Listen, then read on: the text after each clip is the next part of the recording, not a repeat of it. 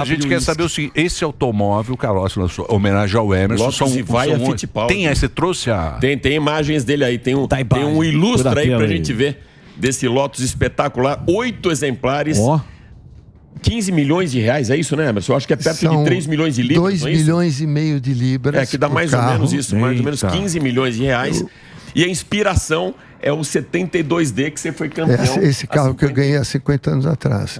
Exatamente esse carro. E o carro vai aparecer agora nessa homenagem. Esse é o teu carro, né? Esse é o John Player Special. Essa época de costeleta e aquele óculos, né, Emerson? Isso. Que era tua marca, a tua assinatura, época né? hippie do mundo. Essa época cigarro não dava câncer. Putz, a época do John Player. Fumava no carro. Não dava câncer no cigarro. Passou depois. Matava 2 dias. Que deu o carro? Esse Vai aparecer na sequência. Se puderem um pouco, aí já começa a aparecer. Tem um momento que aparece os dois lado a lado, tá aí. Nossa.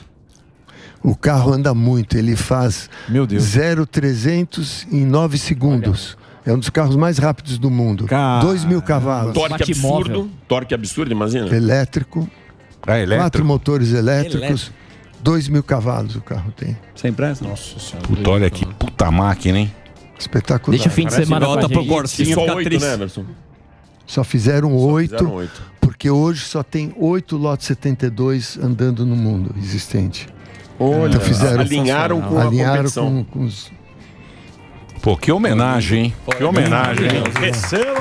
Pô, muito bacana, muito bacana. Emerson, falando de carro, desde a época que você corria, você chegou a entrar em algum carro novo para fazer um teste, dar uma volta para ver qual é a diferença? Como é que você se sentiria hoje, pilotando os carros de hoje?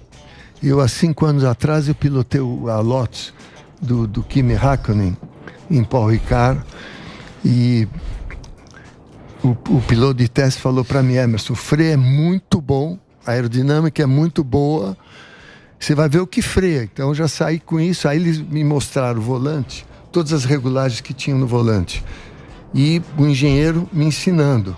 Depois de uns 15, 20 minutos que ele estava falando comigo, eu falei: regula você de fora o que você acha melhor, eu quero só guiar e curtir o carro. Eu não vou mexer em nenhum botão do volante, eu quero só curtir o carro. Aí ele falou: você vai ver o freio.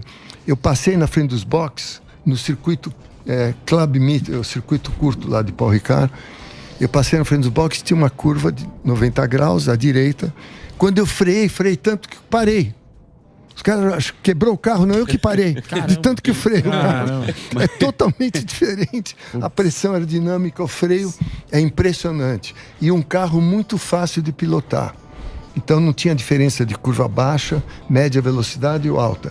O carro muito inteiro, fácil de pilotar. Só que eu estava falando com o Alex, no último meio segundo que faz a diferença dos pilotos. Então, um carro fácil para você andar rápido, mas muito difícil para tirar os últimos décimos de segundo. Que aí você vê a diferença de um piloto. Daí você vê quando o cara é bom mesmo. O cara bom mesmo, ele tira aqueles 2, 3 décimos, que é a diferença. Sensacional. Falando em Fórmula 1... Mas o carro é espetacular. E uma coisa que é muito importante, o piloto hoje, ele tem que ter uma mente para receber toda essa informática, que é impressionante que tem de informação cada centímetro da pista que eles dão para o piloto. Então o piloto tem que ter o cérebro é um computador analítico, tem que ter um analítico excepcional. É outra pega, né? É outra... O cara guia mais um computador do que um carro hoje, praticamente. Aí. O meu filho de 15 anos, o Emo, vai testar amanhã em Imola, Fórmula 3, primeira vez que ele vai andar com Fórmula 3 em Imola. A minha mulher, Rossana, estão ouvindo. Um beijo, Emo. Estamos aqui no Pânico, curtindo. Beijo, Emo. O beijo, Rossana, meu amor. Logo, logo eu tô aí de volta. Oh, não quer dormir no sofá, hein, Emerson? Ele tá... É um galã. Isso aqui... Vai dormir no carro. Mas posso fazer uma questão da Fórmula 1? Sabe aquela coisa... Só um detalhe que eu vou contar rapidinho. Aí eu tô ouvindo o engenheiro falando com o Emo. Ele tinha 14 anos, exatamente um ano atrás. Ele estava testando em Mugello, com 14 anos de idade, um Fórmula 4. Aí o engenheiro falou para ele: ó, na curva 1, no fim da reta, ele chega a uns 250. Caraca. Na curva 1, no fim da reta, você tem que frear 4 metros para frente. Quando eu vi isso, eu saí de perto, né? Porque imagina alguém falar isso para mim na minha época, que era tudo no visual, você não tinha. Então hoje eles conseguem tirar o máximo que dá do carro e do piloto pela análise que você tem, pela telemetria que tem. Então o piloto tem que ser milimétrica onde ele vai ganhar, onde ele vai pôr a roda. Deixa eu só fazer Essa é a diferença. Só um breakzinho pra rede. Só um break pra rede de rádio. A gente continua na TV aqui. Emerson Fittipaldi conversando com a gente. O Instagram dele é @EmersonFittipaldi. Daqui a pouquinho a gente volta no rádio e continua na TV o nosso papo. Ô Emerson, só para não escapar esse lance da tecnologia hoje, como era antigamente, você acha que os nomes de hoje em dia, na sua época, que não tinha toda essa tecnologia, seriam esses grandes nomes que são hoje? E o contrário também, você ia voar com a tecnologia a seu favor? Eu estava falando com o Alex antes do programa sobre isso.